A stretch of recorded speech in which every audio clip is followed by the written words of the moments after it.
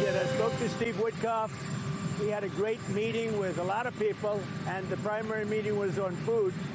And he also had some other conversations that I'll tell you about later. But he had a meeting on getting the people fed, and that's what we want.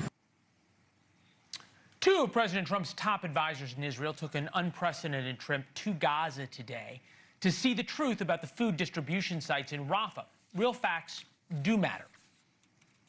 Steve Envoy, the special envoy, Steve Witkoff, and U.S. Ambassador to Israel, Mike Huckabee, met with humanitarian officials under Trump's orders. Their goal was to create a plan on how to effectively distribute the incoming $60 million worth of food aid from America. Yet Canada, the UK, and France have all declared this week they will recognize the state of Palestine next month, effectively leaving the U.S. as Israel's last ally. Taking the side of Hamas didn't make much sense to us until I saw this headline from the UK's Telegraph. Why are so many British babies being given the same name as a murderous Hamas terrorist? Not a single cur was born in 2024, yet 583 infants now share the name of the architect of October 7th, Yahar. It would be like naming babies Adolf in 1946. The answer to all of this comes back to politics. The liberal leaders of all three NATO countries, Canada, France, the UK, now have a sizable, vocal, and voting Muslim population. With us now, Boris Johnson, former Prime Minister of the United Kingdom. Welcome back, sir. Thank you for being with us. Honored to be back on your show, Leland. All right, pleasure, sir. Last night, we had Mike Huckabee on the program, the U.S. ambassador to Israel, and asked him about what the United Kingdom has just said it would do in terms of recognizing a Palestinian state. Take a listen. Is it fair to say that those three countries have chosen Hamas over Israel?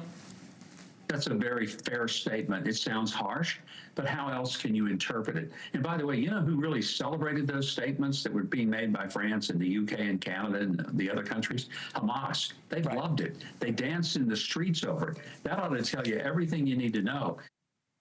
Do you agree that the United Kingdom is now taking the side of Hamas? Look, I agree completely with what Mr. Huckabee just had to say. This is a ridiculous decision.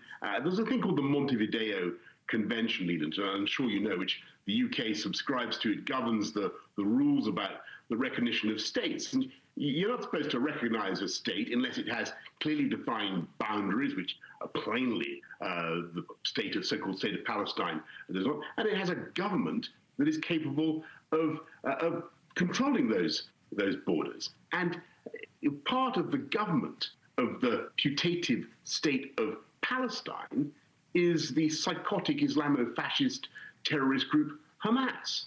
And so, as Mr. Huckabee has just said, what the UK seems to be doing after 22 months in which Israel has been trying to get rid of a neighboring regime that wants to destroy Israel, after 22 months, we seem to be giving a big puff, a big reward to Hamas, and it's absurd. Why do you think they're doing that? Why would the Prime Minister, who I think has access to the same information you do and did, understands what's happening better than most, just in terms of having access to intelligence and understanding, would he be doing this?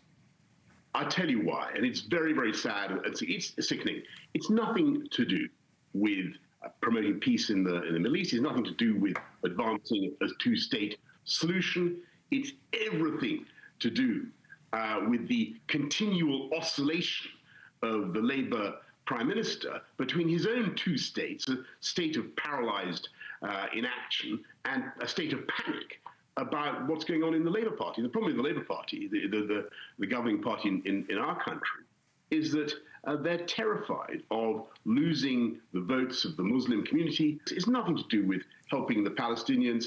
It's about managing his own party. And that's the real issue. Politicians doing what is in their own political best interest is as old as time, as you and I both know.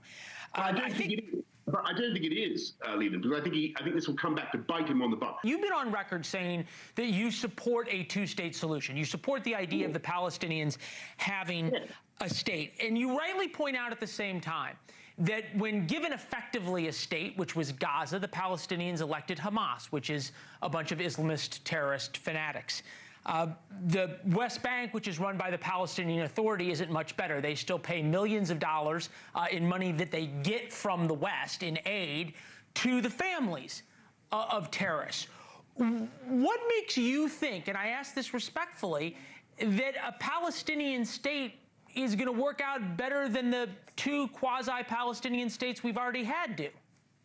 Look, this isn't going to be a state in the full Weberian sense of a country with the monopoly of legitimate use of violence and everything else.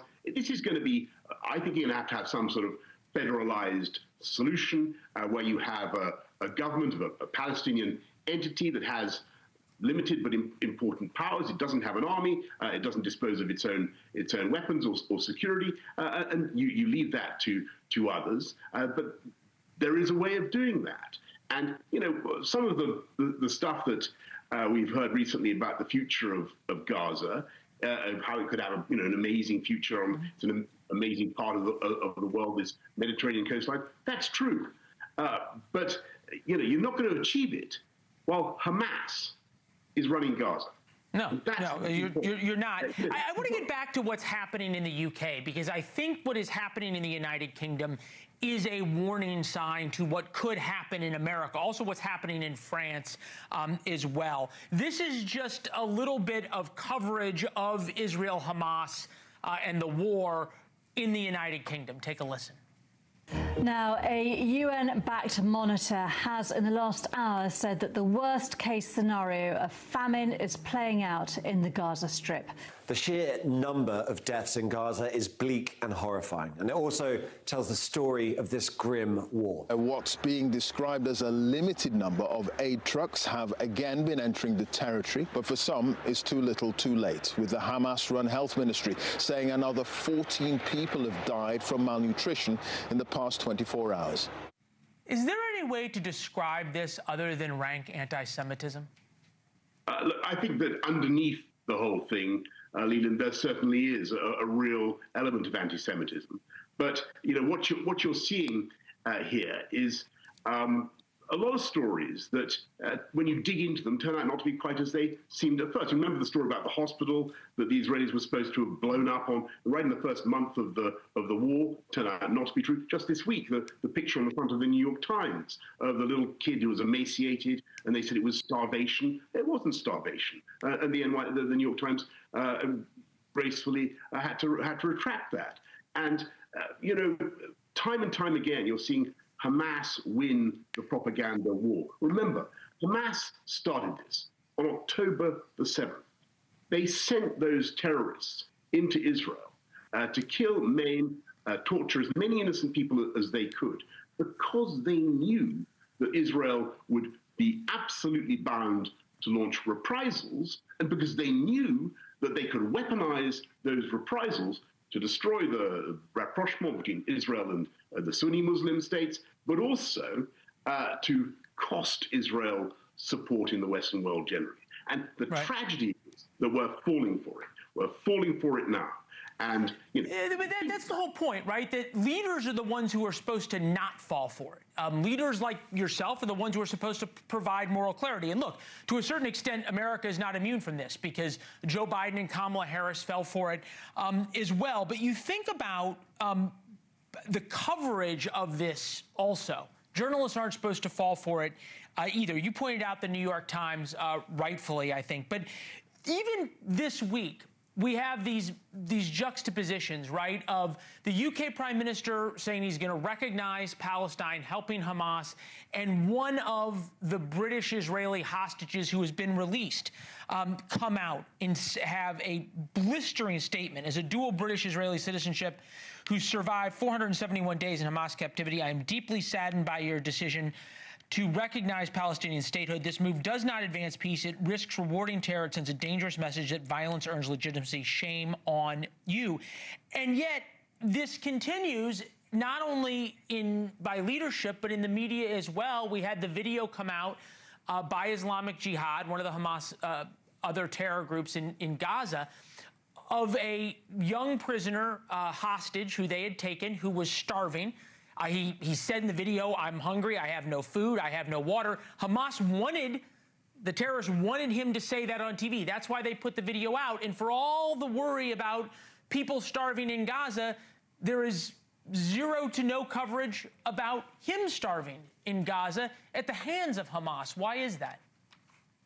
Because there's total double standards operating. I mean, look, I totally agree with what that hostage said about the coverage of what's been happening in Gaza, and a lot of it is, I'm afraid, exaggerated, and we are falling for it. This is exactly what Hamas wanted to happen. I think you make a really interesting point, and I didn't quite process it until now, about how the UK Prime Minister is playing to what has become an Islamist Muslim constituency in his country, in your country. That certainly has happened in France with Macron. They said they were going to offer anybody in Gaza a free pass into France. They've now had to realize that that was a terrible mistake because of what some of those people have been advocating for in terms of another Holocaust. You see Canada, that has a huge Muslim population. Same thing, now saying they're going to recognize Palestine to assuage their Muslim population. Is that a warning for the West and maybe even for the United States? Look, frankly, I am concerned about this, yes. And I think that Labour is trimming, dropping time-honoured government positions because they're worried that the Muslim vote is down to 43% for Labour, rather than 65% or whatever it was, and because they're worried about this new party. And people are forgetting the moral clarity we had 22 months ago, when it was obvious that Israel was going to have to get rid of Hamas because Hamas is committed to this destruction. What's the warning for America about its Muslim population? Where's this going in the UK? I just noticed that things are changing a bit, particularly in the Democrat Party. I noticed a change in the conversation about this issue. There is now a constituency that has a particular view, and look, I think it's very, very regrettable. Yeah, well, go figure, and you explained why. Former Prime Minister of the United Kingdom, Boris Johnson, it's good to see you, sir. Thank you. Take care. Thank you for watching. Subscribe below and download our NewsNation app right now on your phone, and you will get fact-based, unbiased news for all Americans.